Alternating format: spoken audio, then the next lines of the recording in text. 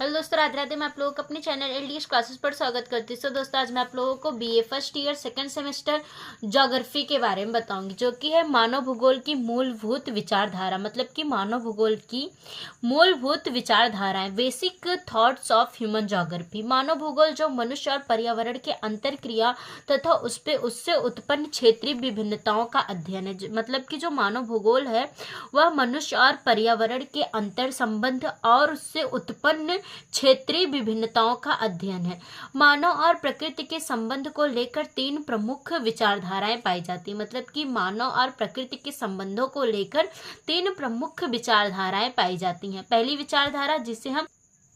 पहली विचारधारा हमारी है नियतिवाद या पर्यावरणवाद। दूसरी विचारधारा है संभववाद और तीसरा है नवनियतिवाद या पर्यावरणवाद। पहली विचारधारा हम देखते हैं, जिसे हम नियतिवाद या पर्यावरणवाद कहते हैं। नियतिवाद मानव भूगोल की एक प्रमुख विचारधारा है जो मानव प्रकृति संबंधों की व्याख्या करता है। मतलब कि नियतिवाद जो है वह मानव और प्रकृति के संबंधों की व्याख्या करता है। सर्वशक्तिमान और समस्त मानवीय क्रियाओं की नियंत्रक माना जाता है। मतलब कि इसे सर्वशक्तिमान और मानवीय क्रियाओं का नियंत्रक भी माना जाता है। मानव की प्राथमिक आवश्यकता। मतलब कि मानव की प्राथमिक आवश्यकता क्या होती है? मानव की प्राथमिक आवश्यकता का स्रोत वह पर्यावरण से ही पूरा होता है। मतलब कि जो मानव की प्राथमिक आवश्यकता है वह पर्यावरण से ही वह पूरा होता है, जैसे भोजन, वस्त्र, आश्रम इत्यादि। 19वीं शताब्दी के मध्य 1859 में डार्विन की प्रसिद्ध पुस्तक जाति की उत्पत्ति प्रकाशित हुई, जिसमें डार्विन ने प्रतिपादित किया कि जीव अपने को पर्यावरण से अनुकूल बनाकर जीवित रहते हैं। मतलब कि जो जीव हैं वह पर्यावरण के अनुकूल अपने आप को बनाकर जीवित रहते हैं। जो जीव अपने आप को पर्यावरण के अनुकूल बनाने में असमर्थ होते हैं वह थोड़े समय के पश्चात नष्ट हो जाते हैं। मतलब कि जो जीव अपने आप को पर्यावरण के अनुकूल बनाने में असमर्थ होते हैं वह थोड़े समय के बाद उनका अस्तित्व समाप्त हो जाता है।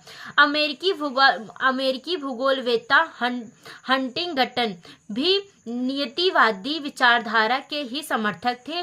भौतिक तत्वों में जलवायु को सर्वोपरि मानते थे। उन्होंने मानव जीवन के प्रत्येक पक्ष का जलवायु की अनिवार्यता पर बल दिया। मतलब कि वह जलवायु परिवर्तन को ही सर्वश्रेष्ठ मानते थे और वह कहते थे कि जो जलवायु परिवर्तन है वह मानव जीवन को अत्यधिक प्रभावित करता है। आलोचना। मनुष्य एक विवेकशील प्राणी है जो अन्य जीवों की भांति प्रकृति के पूर्ण नियंत्रक में नहीं रह सकता है। मतलब कि मनुष्य एक विवेकशील प्राणी है जो कि अन्य जीवों के भांति प्रकृति से पूर्णतः नियंत्रित नहीं रह सकता है। सामान्यतः भौतिक परिस्थिति वाले अलग अलग प्रदेशों में मानव समुदाय का आर्थिक, सामाजिक, सांस्कृतिक, राजनीतिक आदि विकास प्रायः समान नहीं होते हैं।